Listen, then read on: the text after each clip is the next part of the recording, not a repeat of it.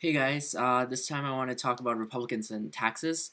I have to confess, I'm really confused by the Republicans' simultaneous stand on taxes and religion. So I know it doesn't say anywhere in the Bible that you should tax the rich and specifically tax the rich more, but it doesn't say anywhere in the Bible that you shouldn't tax the rich more.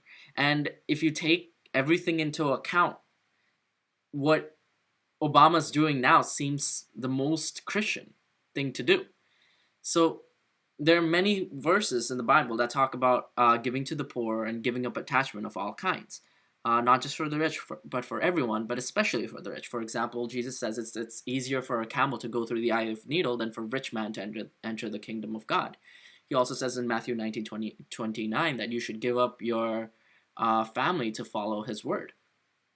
So, and I agree that this doesn't mean that rich people won't go to heaven, but you shouldn't have these sort of worldly attachment. That's very clear.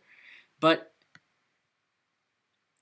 another response is that the government is forcing them to give money when Jesus is talking about giving to the poor willingly. And that's a fine argument, except you still need to admit that these people are bad Christians.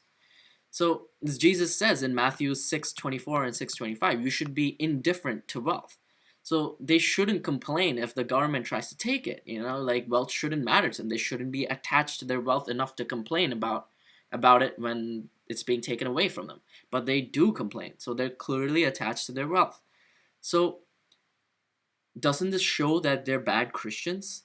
I mean, let's be practical about this. There's no way the rich are generous enough to give 39.6% of their wealth to charity rather than pay it in taxes, because 39.6 is the tax rate for the rich under Obama.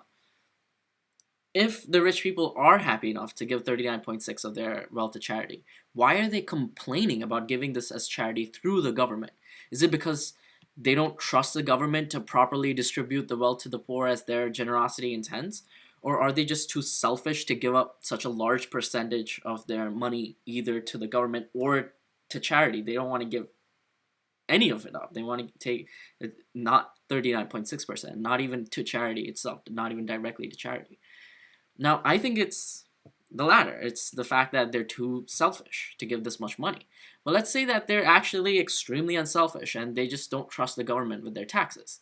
But Jesus clearly says to render unto Caesar what is Caesar's in Matthew 22:21, in a clear reference to paying your taxes. A man comes up to him and says that, that should I pay my taxes? And he says, yes, you should pay your taxes. It's very clear.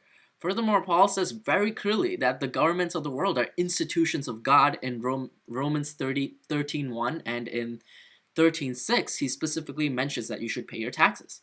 Remember that Paul wrote this when Nero was the emperor of Rome, and Nero was not a fan of Christians. He was very tyrannical to them.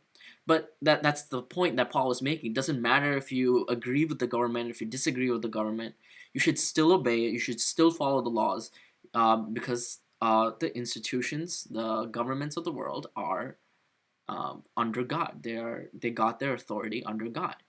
So if the government has the right to tax the rich, and the rich people should pay and people should pay their taxes without complaining, and the rich should give to the poor. If you take all this together, Barack Obama is combining all these things.